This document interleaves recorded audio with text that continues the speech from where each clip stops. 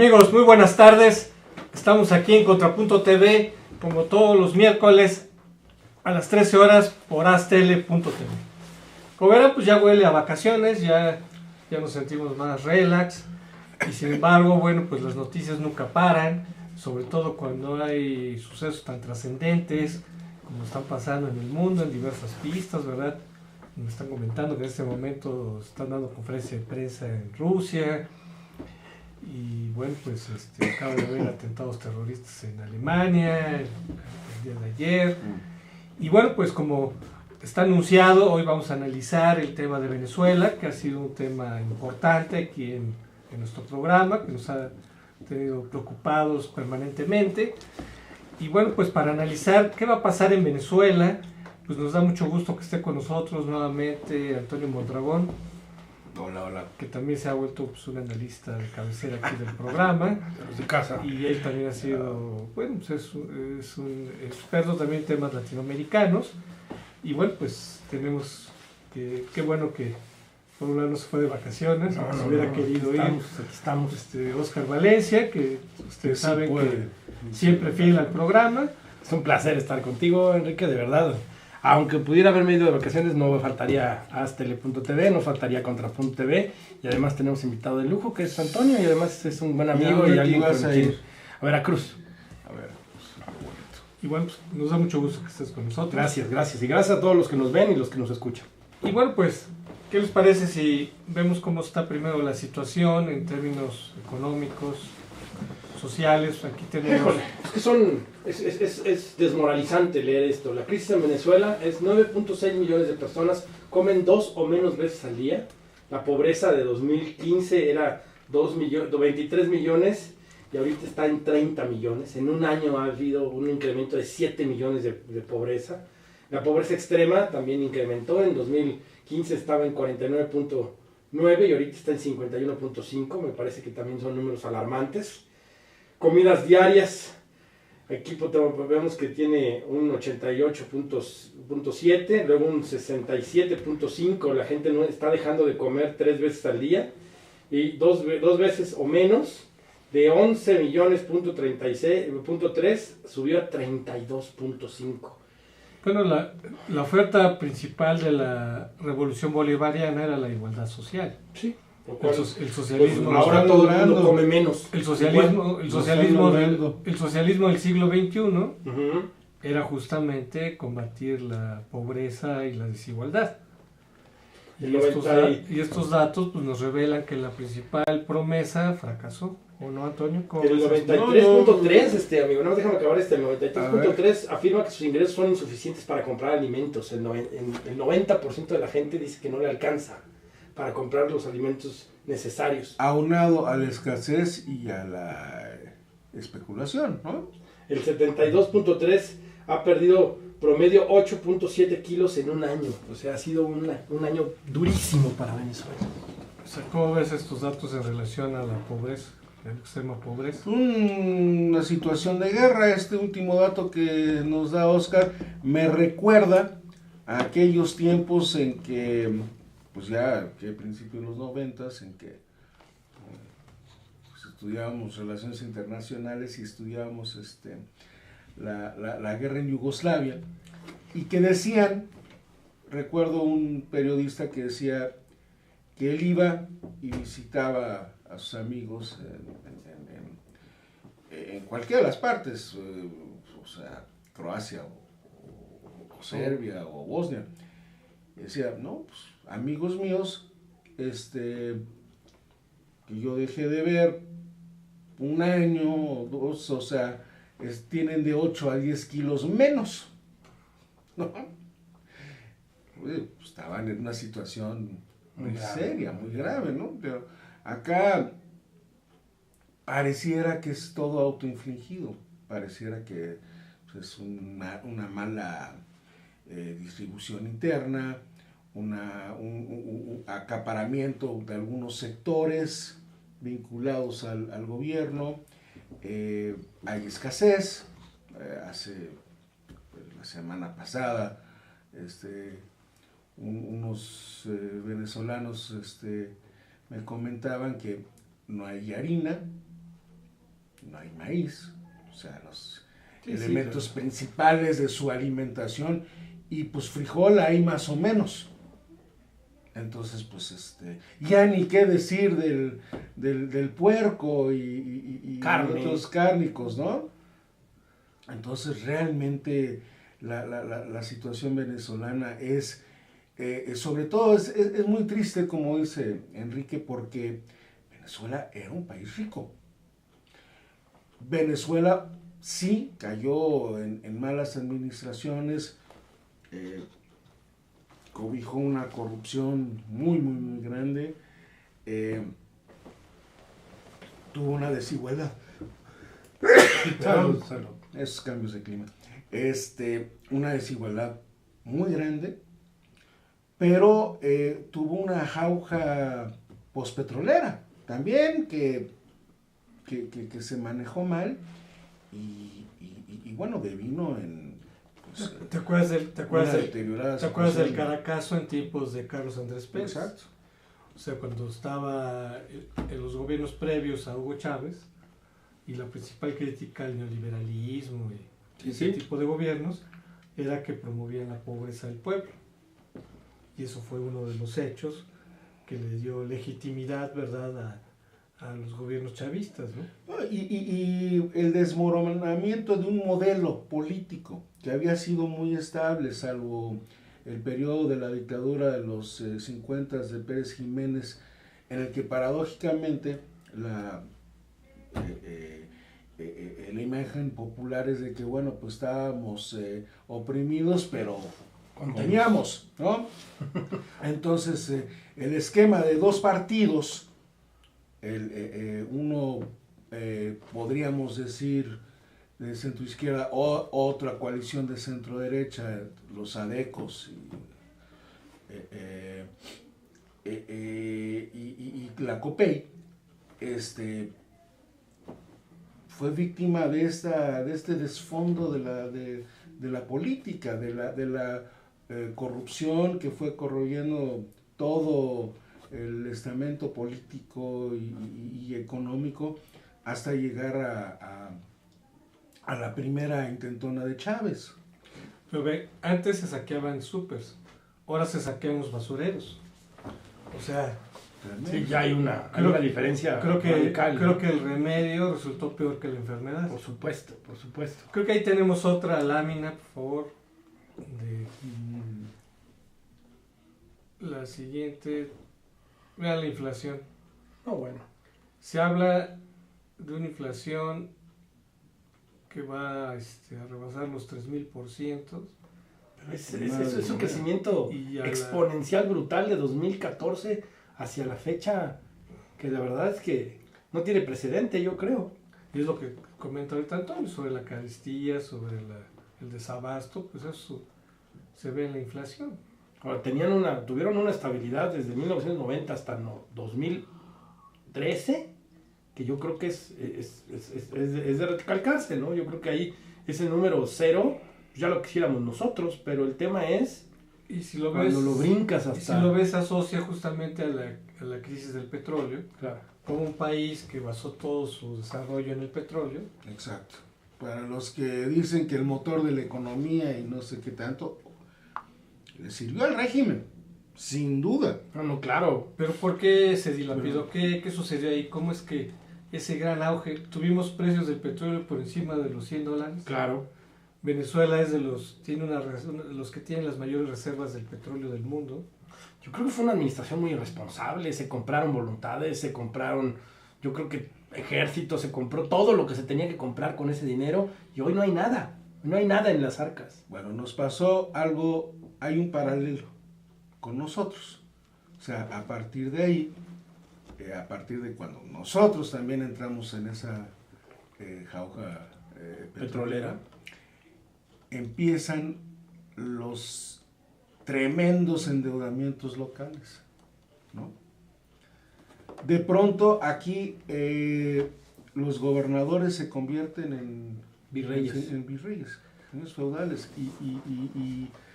y ese es, bueno, pues es una crisis que Pero- todavía no termina. en el Pero caso digamos, nuestro. pero en México nunca llegó a una inflación de ese nivel. No hemos tenido una Y inflación.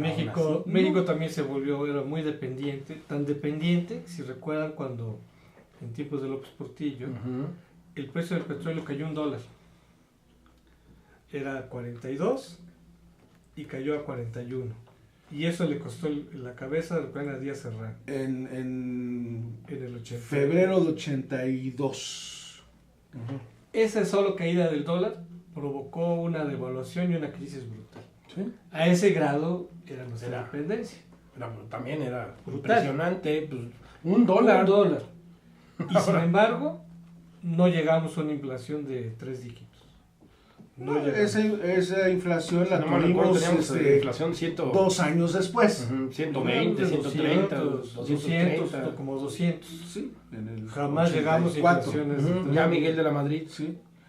Sí, Bueno, sí, terrible. aquí Venezuela y Chávez en concreto dependieron,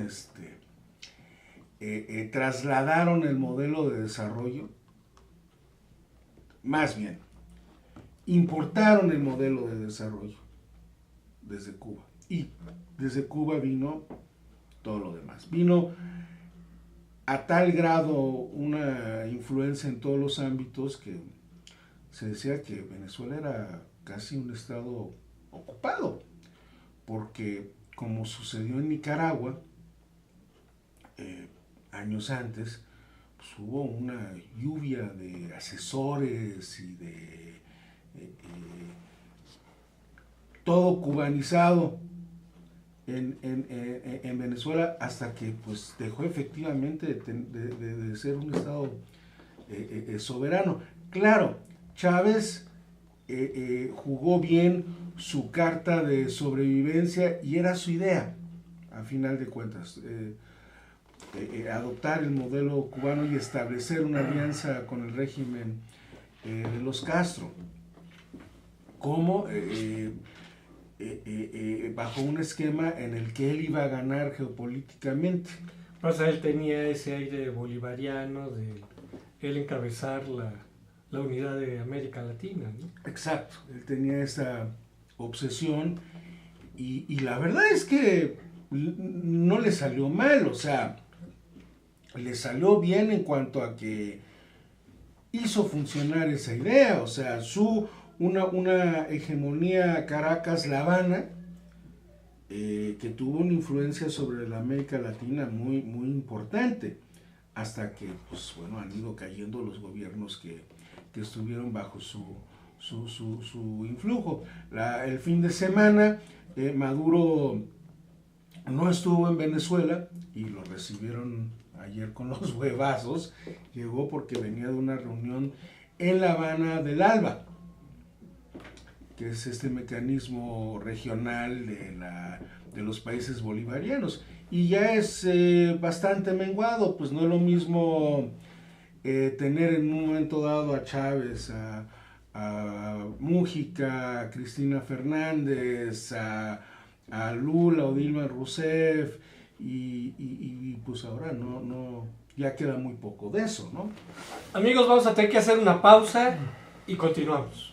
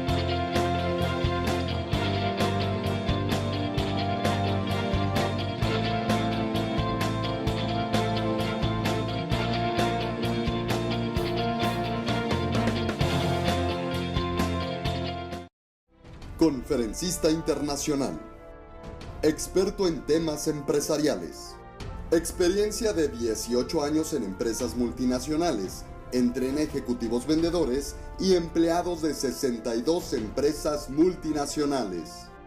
Conductor del programa Líderes en Acción en Astele.tv. Ha brindado más de 2.500 conferencias en México, Centro y Sudamérica. Orador profesional y campeón nacional de oratoria. Considerado el comunicador del año. Gildardo Avendaño.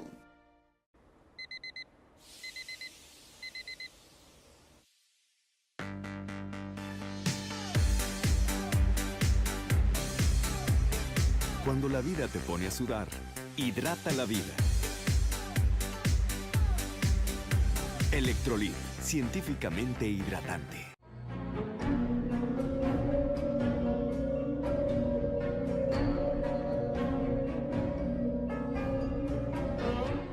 Rosso Fragola. Arte en fresa que seduce tus sentidos.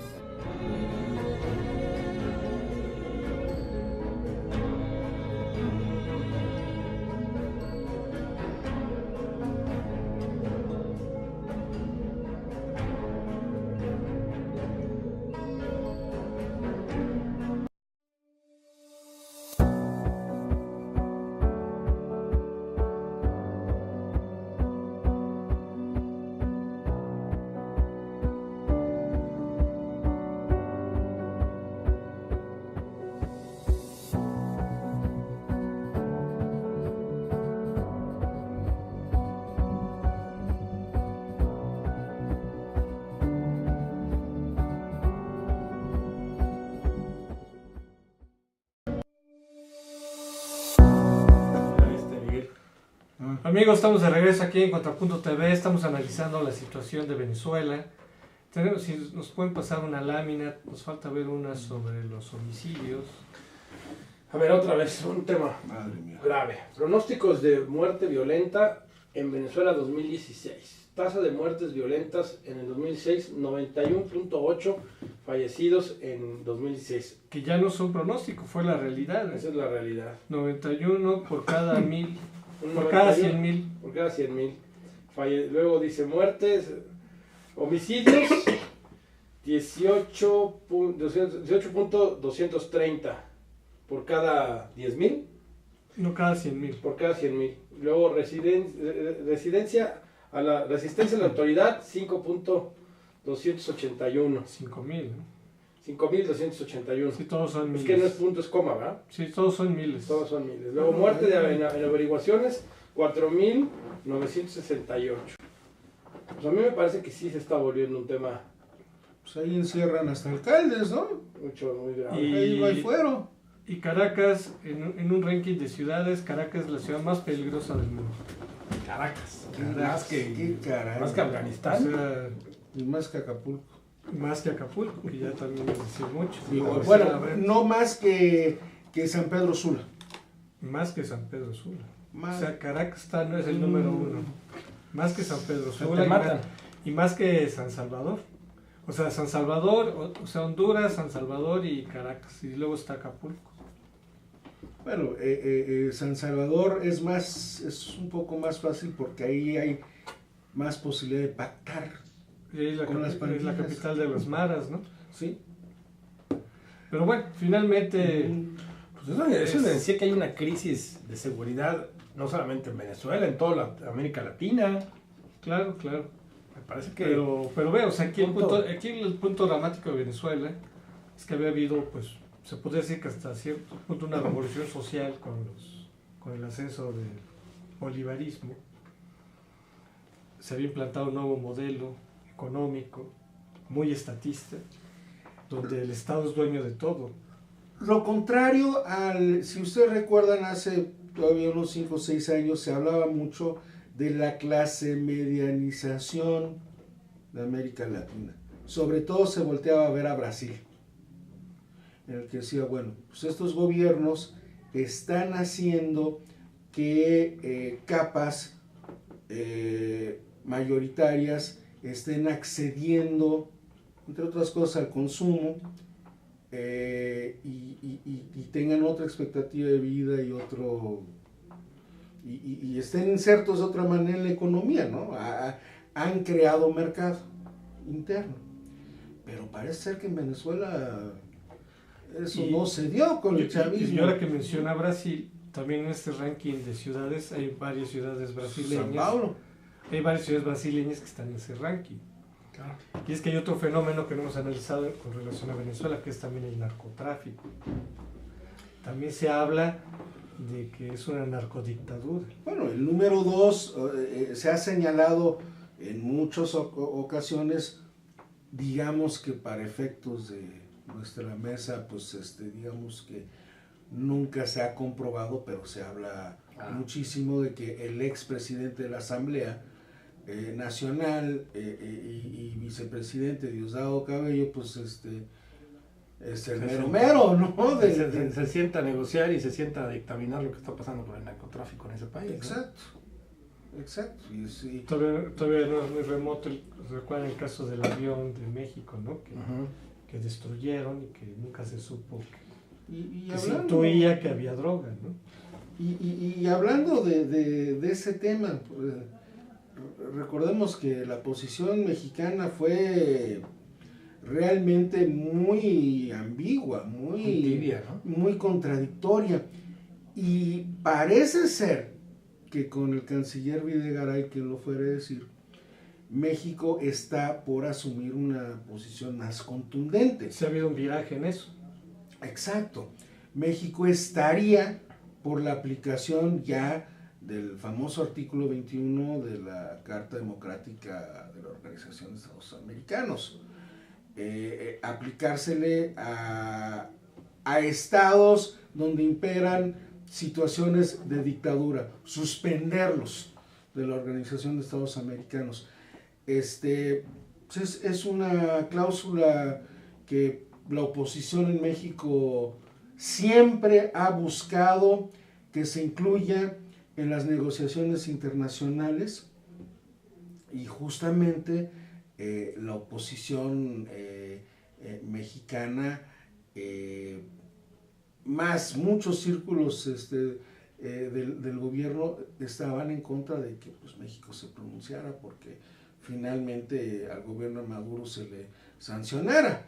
Bueno, el PAN era el partido que más había insistido en ese sentido, ¿no? Y al que más había hecho foros y había traído gente de Venezuela a hablar, por lo menos en el Senado de la República. Sí, cierto, hay una relación Porque histórica. El PRI había titubeado, el PRD pues también mantenía algo ambiguo, ¿no? Mira, hay una relación histórica que es muy importante y de la que pues se habla poco entre los analistas políticos. Y a mí me parece que nace de una congruencia política muy saludable. Vamos, el PAN tiene una vinculación histórica con lo que vendría siendo COPEI, ahora ya la democracia cristiana, que ahora ya es parte, junto con muchas organizaciones de la izquierda, de la llamada Mesa Democrática.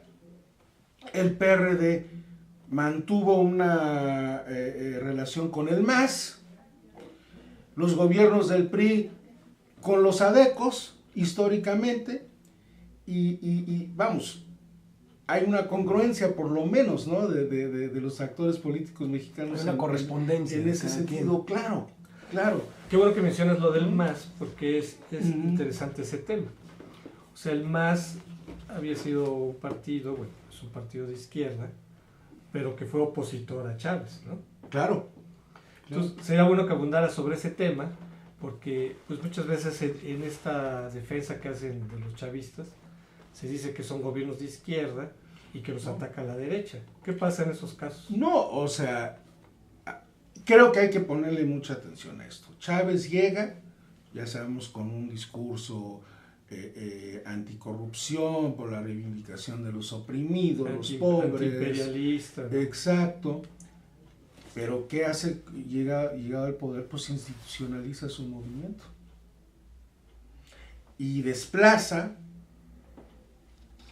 a todos los que en un momento dado fueron aliados, incluidos los que desde la izquierda lo acompañaron, como el MAS, Y líderes históricos de la izquierda. como Teodoro Pekov, ¿no? Yo quisiera hacer un Nos paréntesis desplaza y hacerte y- una pregunta que a lo mejor sale de todo contexto, Antonio, Ajá. pero pues si no lo hago ahorita no voy a tener otro momento para hacerla. ¿Por qué cada vez que tú le dices a los seguidores de Andrés Manuel que el gobierno de Chávez y el gobierno de Andrés Manuel pueden llevar los mismos tenores, por qué ellos se rasgan las vestiduras y dicen que no es cierto, cuando yo a veces percibo que hay cosas con un paralelismo brutal? Mira, justamente lo hablábamos ayer en otro contexto con un muy reconocido intelectual, analista, que insiste que bueno, pues, México, de ganar a Andrés Manuel, va a vivir un proceso que ya ha vivido antes, que es la formación, la consolidación de la organización del presidente, en este caso, desde el poder. Entonces, que va a hacer como Chávez una institucionalización de su movimiento, porque pues, vamos. Pero ahí están los riesgos. Pero yo creo que debe quedar claro que el populismo implica la muerte de la izquierda democrática. Exactamente. O sea, eso debe quedar claro. Exactamente. Por eso, O sea, si ganara Obrador como ganaron en otros países populistas de antaño, pensamos en Getúlio Vargas, Perón, ¿no? Ujú. Como implicó la muerte de la izquierda democrática. Ahora yo te diría, hoy por hoy no encuentro una izquierda democrática en el país. Al final de cuentas, ni siquiera el PRD y su gran movimiento y su gran llena del Zócalo del sábado sí me hay da un sectores tema de que- democracia. Pero sí hay sectores que reivindican una vía democrática. Bueno, es que en un momento dado, el PRD está en la disyuntiva de si va a seguir siendo un partido desde la sociedad, ¿no? O va a ser completamente cooptado por el gobierno, en este caso los gobiernos locales. O sea, si va a ser un partido cobijado y financiado, en este caso desde el gobierno de la Ciudad de México, o va a reivindicar pues su pasado y su origen en la izquierda democrática. O sea, dentro de la izquierda, sí hay sectores que se oponen a restituir una presidencia autoritaria. Eso es claro. Entonces, con Obrador, su idea es finalmente restituir una presidencia autoritaria, porque solamente una presidencia autoritaria podría revertir muchas de las reformas que se han hecho, porque de otro modo no se podría hacer. Porque al final de cuentas podría ganar la presidencia, pero con los congresos no tendría mayoría. No tendría Por eso el mayoría riesgo- ni en el federal y mucho menos en los estatales, ¿no? Exacto. Pero imagínate que hubiera un autogolpe de Estado, Es que- un Fujimorazo, ¿no? Como no podría hacer grandes cosas, la única manera sería Sacudirse. un Fujimorazo para que volver a convocar elecciones, ¿no? Del Congreso, ¿no? Y tener una mayoría que te permita hacer cambios constitucionales. Pues imagínate qué crisis sería para el Pero país. eso maneja una inestabilidad económica, social, política brutal. Y además, pues yo diría, y realmente el ejército estaría dispuesto a ayudar a una persona como esta en una situación como esta, porque la relación ejército-Andrés Manuel López Obrador no la veo que sea una relación, digamos, tersa, por decir lo mínimo. Por eso, finalmente, habría una crisis brutal. O sea, más allá de que prosperara o no, sería una crisis para el país brutal. Sí, porque Chávez, a final de cuentas, cooptó al ejército. Venía era, digamos, alguien muy minoritario dentro del ejército, pero terminó cambiándolo a su causa. En México yo lo veo muy, muy improbable. Es una institución Con otras como formas. tal demasiado fuerte. Y con un grado de respeto a la institución que Andrés Manuel no tiene. Mira, además, y en el contexto latinoamericano, pues hay que pensar, bueno, ni Pinochet pudo al principio. Cuando gana Allende, quien va a encargarse del cambio de mando institucional es un general del ejército que lo matan, ¿no? Sí, de hecho era un triunvirato, ¿no? Era un triunvirato y tuvo que recurrir incluso a la misma clase política. No, pero por eso, cuando va a asumir Allende. Cuando va a asumir Allende, matan al enlace, el general Schneider. Schneider, sí, como no, que era el de confianza. Porque el ejército estaba en la línea y el mismo Pinochet juró lealtad a las instituciones de la democracia. Entonces, sí. Entonces, vamos, no veo yo al ejército mexicano en aventuras, ¿no? Bueno, a ver, para regresar un poco al tema, ¿no? Y ya casi nos vamos a ir al corte. Bueno, ese tema yo creo que lo vamos a poder analizar posteriormente, sí. Los riesgos aquí del populismo. Pero regresando al tema, y ahorita vamos a ir al corte, es, bueno, ¿qué va a pasar en Venezuela, ¿no? O sea, se puede decir que tendrá todavía la fidelidad del ejército. A ver, ¿qué no tendría que ser un punto de partida la deposición de Maduro? Es a lo que voy.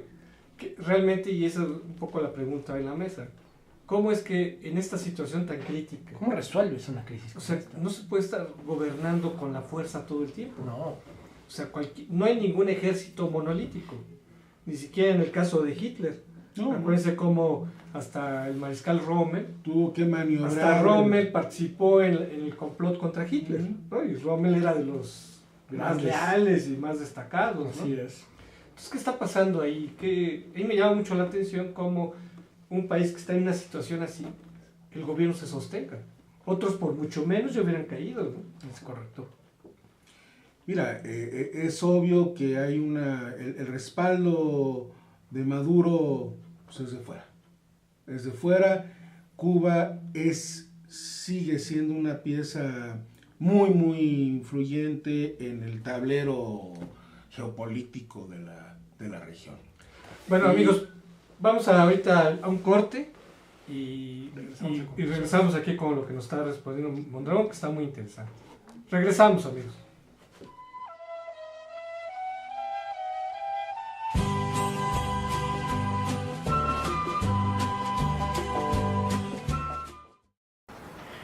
Buenos días con todos, permítame presentarme. Mi nombre es Gloria Olivares, soy la cónsul general del Perú desde el 1 de marzo del presente año.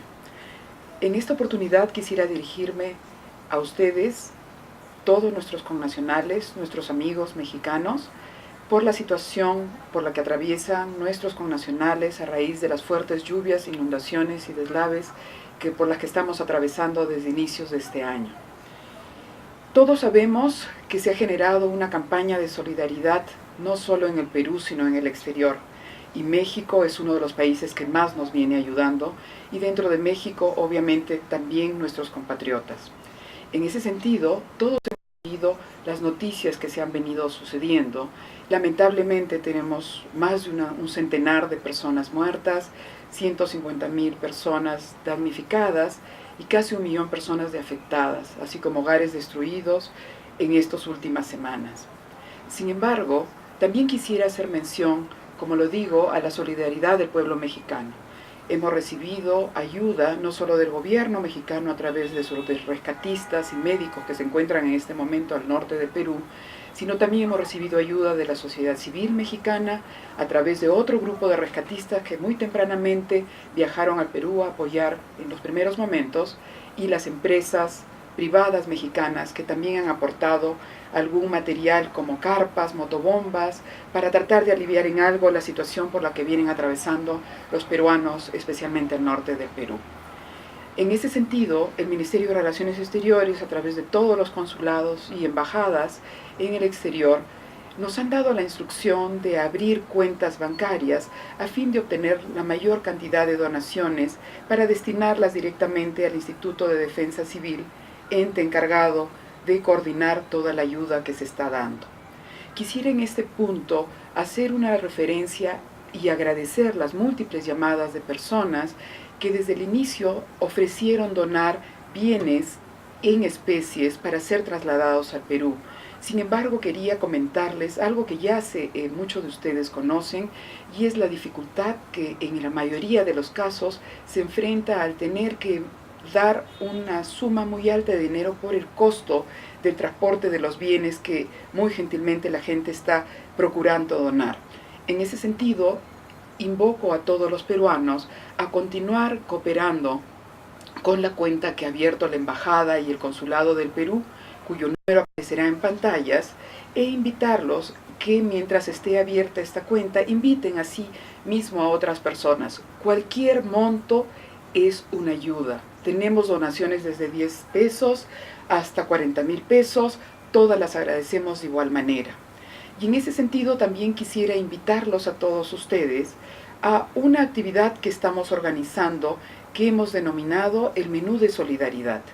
El día 23 de abril, un domingo, para que todas las familias puedan asistir, los esperamos en el Colegio Amauta, un colegio de peruanos que nos los han prestado, donde tendremos la oportunidad de ofrecerles 3 menús totalmente donados por restaurantes y personas individuales que radican acá en Ciudad de México, que costará la suma de 150 pesos. Todos los fondos serán destinados íntegramente a la cuenta de la Embajada, que, como les comento, irá directamente, previo aviso a toda la comunidad peruana de lo que se ha podido recolectar ese día, al Instituto de Defensa Civil del Perú. Quisiera agradecer en esta oportunidad a Astele TV, que nos está permitiendo llegar a la mayor cantidad de hogares, oficinas peruanos a través de su señal en Internet. Cualquier comunicación que ustedes desean tener sobre la situación de los damnificados, sobre los eventos que estamos organizando, por favor contacten al consulado al teléfono que figurará también en pantallas. Los esperamos el 23 de abril, a usted, a sus familias, y tener un momento de esparcimiento en donación de todos los peruanos que están sufriendo en estos momentos.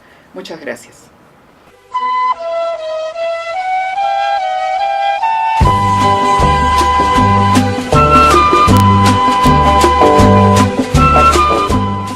Y de segunda ronda. Amigos, estamos aquí en la mesa de Off the Record. Bueno, nos estaba comentando Mondragón sobre qué es lo que está sosteniendo a Maduro realmente ante esta grave crisis que enfrenta, porque pues lo que está haciendo la oposición pues es la presión, ¿no? La movilización, Es correcto, ¿no?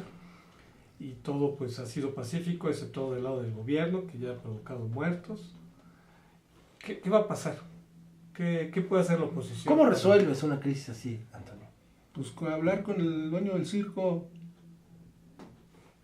No hay más. ¿Y quién es el dueño del circo? La Habana. Cuba. Tienes que hablar.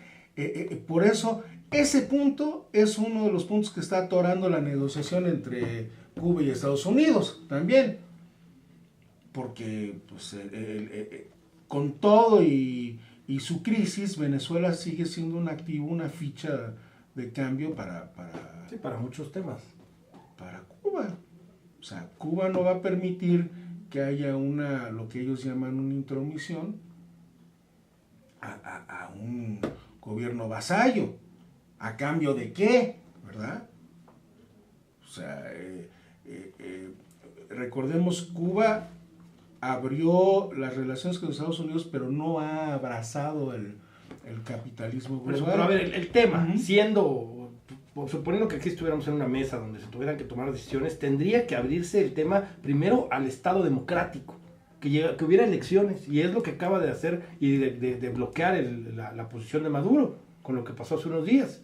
Entonces, si no hay elecciones, que era lo que decíamos, bueno, ya se ve la luz al final del túnel, va a haber elecciones, se va a ir Maduro, y va a haber un nuevo gobierno de coalición que van a empezar a buscar pues, otros derroteros y buscar tener otros aliados, y que de ahí llegara pues, apoyo a Venezuela de muchos tipos, pero al momento en que no lo hay, esta apertura democrática, esto cierra y traba la situación, donde tendrías que volver a entrar al ala democrática para que se dé esa transición pacífica.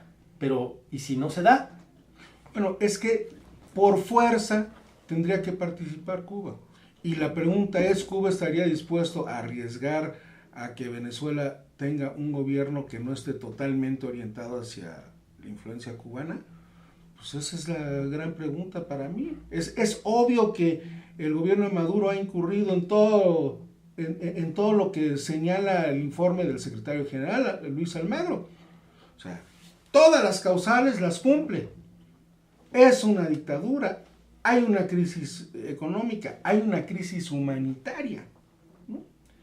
Pero pues aquí depende de otro tipo de temas. Ahora, ya no tiene los apoyos regionales tan fuertes que tuvo Chávez, lo que decíamos hace un momento. O sea, se acabó el petróleo, se acabó la lana, se acabó muchas cosas. Ponle tú que, aunque se mantenga, porque de todas maneras, pues ese fue uno de los tratos que tuvieron con Castro, ¿no? O sea, de alguna manera los petrodólares pues se administraron también desde La Habana. No, el tema es que aquí ya no hay Lula, ya no hay Néstor Kirchner, ya no hay Pepe Mújica, liderazgos muy fuertes en la región. Y luego Ecuador está en crisis.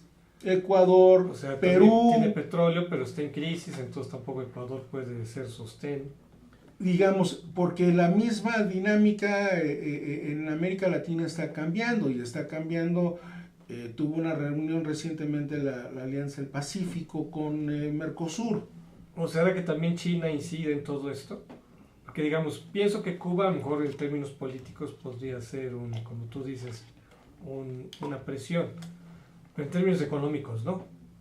Quien podría a lo mejor estar metiendo su mano y que sea un sostén económico a lo mejor es China. O sea, si se le cae Maduro, también a China se le puede caer una fuente de negocios, ¿no? Y que en una órbita más norteamericana nuevamente, no sé. Bueno, porque acuérdense que China ha ido adquiriendo mucha fuerza. Yo creo que está viendo también hacia otros a lo mejor China también está objetivos dentro de la región. Pero pienso que a lo mejor China también está de alguna manera frenando ahí algún cambio. Mira, no sé si llegue. Porque China sí tiene poder económico para hacerlo. Sí, pero vamos, China no creo que esté en la postura de tener un enfrentamiento ya, en este momento que le resta influencia regional. Ya tuvieron mucha influencia y al ser el casi único mercado de los llamados commodities en su momento, ¿no? Cuando tronó ese mercado, pues vimos que China también les dio la bendición y ya no se metió. Yo creo que China más bien está muy atento a lo que está pasando en estos momentos en Moscú, ¿verdad? Para saber cuál es su siguiente paso. Y Corea. Claro. Tenemos unas encuestas que ya se nos está acabando el tiempo, entonces si podemos ver aquí una encuesta. A ver, veamos cómo está este tema. Dice, si hoy fueran las elecciones para el presidente, esta creo que es el presidente. Esta es la Universal. ¿No? Dice, ¿por cuál de estos votaría? Y dice que es marzo de 2017, o sea, de hace unos días. Y pone a Andrés Manuel en el 33% con un +6 probable. Luego Margarita Zavala con un 27% con un +2. Y Miguel Ángel Osorio Chong con 13 y un -3. Si esta encuesta ahí Mancera lo manda a 6 con un -4 y el Bronco con un Independiente 4 con un -1. Si esta encuesta se hizo en marzo, aunque apareció en abril. Claro. Y reflejaba una tendencia ascendente de López Obrador. Ahora si vemos la siguiente, tenemos esta es una famosa encuesta de escándalo. Este es el Financiero, ¿no? Del Financiero. El Financiero pone a Margarita en el 32% en abril, a Andrés Manuel 29%, a Chong con un estrepitoso crecimiento de 7% de un mes de la última encuesta con un 27% y a Mancera en un 8%. ¿Cómo explicar, por ejemplo, el ascenso por ejemplo, el de Margarita se explicó porque se dijo que esta encuesta se hizo después de lo que dijo López Obrador en relación con el ejército. Entonces le implicó un desgaste a López Obrador todo eso, ¿no? Bueno, en redes sobre todo se quiso contrarrestar, diciendo que Margarita había ido a vender la patria casi al hablar con John McCain, McCain, ¿no? Pues es un absurdo. entonces, sí, al más grande opositor de Trump en el Senado. Y además no tiene la factura, Margarita. Por Dios. Pues la caída de López Obrador se explica, pero el ascenso de Margarita, ¿cómo se explica? Yo lo que creo es que es una guerra de encuestas. O sea, yo veo a Margarita intentando hacer nuevas formas de hacer campaña, pero no veo un crecimiento de esa forma. No lo percibo, por lo menos no en el... Y ahí tenemos no en el una colectivo. última, la del Excelsior. Nada más aislamos una. ¿Sí? Aquí más o menos lo que plantea en la parte de los números es si el día de hoy fuera la elección para presidente de la República, ¿cuál partido votaría usted? Preferencias efectivas. Se calcula eliminando a quienes no cuentan en lo absoluto con alguna preferencia. Entonces el PRI, que tenía un 35, está en 25, el PAN con un 26, 29, 30, ahorita está en 25, y Andrés Manuel 11, 18, 28, hoy está en 25. Pone a los tres más importantes partidos, PRI, PAN y Morena, en un empate, y pone al PRD, lo pone en 10 puntos, y otros partidos en general los pone Esto en es 15. como partidos. Como partidos, Ajá. de preferencia por partidos. Bueno, amigos, pues ya nos vamos a tener que ir. Y bueno, de cualquier manera vamos a tener que hacer un programa especial sobre los presidenciables. Claro. Le agradecemos mucho la presencia de Antonio Mondragón, Ya no hablamos del mundial, hombre. de Oscar Valencia. Así es, Los gracias. invitamos al próximo miércoles para otro programa de sumo interés. Gracias. Le voy al Bayern.